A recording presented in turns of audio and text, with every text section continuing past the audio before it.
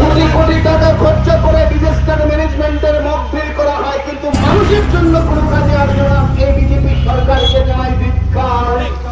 ব্যর্থ প্রশাসন আমরা জানাই ধিক্কার। শ্রমিকের প্রাণ বাঁচাতে ব্যর্থ প্রশাসন আমরা জানাই ধিক্কার। ডিজাস্টার ম্যানেজমেন্টের চেয়ারম্যান মুখ্যমন্ত্রী মানিক শাহকে জানাই ধিক্কার। নিহত মিহিরলাল দেবনাথের পরিবারের সামগ্রিক দায়িত্ব সরকারকে বহন করতে হবে। নিহত মিহিরলাল দেবনাথের পরিবারের সামগ্রিক দায়িত্ব সরকারকে বহন করতে হবে। দুর্ঘটনাগ্রস্ত গাড়ি থেকে 5-6 ঘন্টা অতিক্রান্ত হওয়ার পরও একজন শ্রমিককে উদ্ধারে ব্যর্থ প্রশাসন আমরা জানাই ধিক্কার।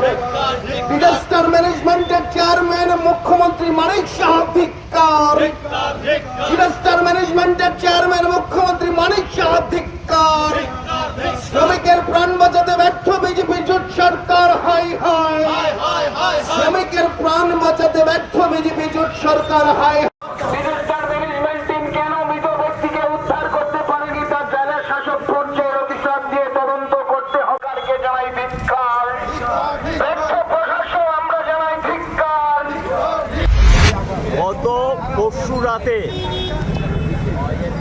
আপনারা জানেন একজন ট্রাক শ্রমিক একটা দুর্ঘটনা হয়। সেই দুর্ঘটনায় পতিত হওয়ার পর তাকে উদ্ধার করার ক্ষেত্রে রাজ্য সরকারের প্রশাসন, police administration, fire service, disaster management, দুর্যোগ মোকাবিলার টিম সমস্ত ক্ষেত্রে তারা একটা চরম ব্যর্থতা পরিচয় দিয়েছে।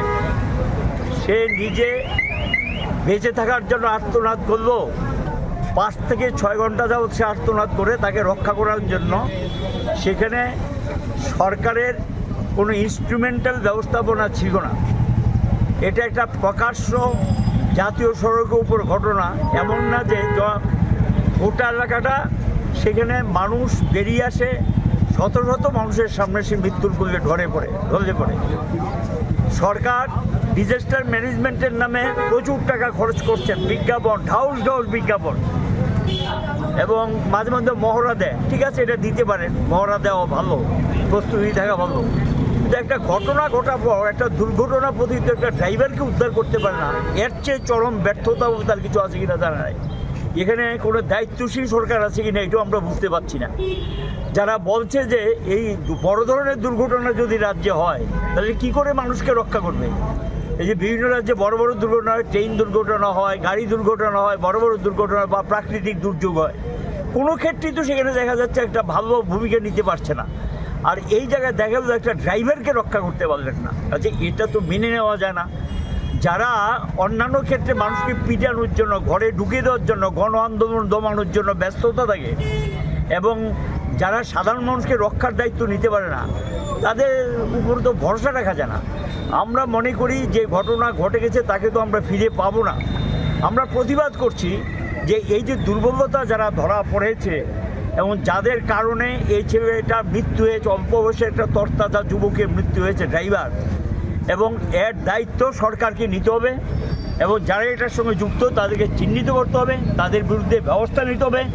ডিএম পর্যায়ের একজন ম্যাজিস্ট্রিয়াল এনকোয়ারি ব্যবস্থা করতে হবে, এবং চিহ্নিত করে খুব দ্রুততার সঙ্গে তাদের বিরুদ্ধে ব্যবস্থা নিতে। কারণ আমরা দেখেছি আমাদের অতীত অভিজ্ঞতা ভালো না, অনেক তদন্ত দিয়েছেন, চিহ্নিত হয় না, রিপোর্ট প্রকাশিত হয় না, ব্যবস্থা নেওয়া হয় না। যেমন ধরুন এই যে একটা রথের মধ্যে ঘটনা ঘটল, বিদ্যুতের তার লেগে মারা গেল, আজও কিন্তু এটার কোনো কিছু মানুষ জানতে পারবো না।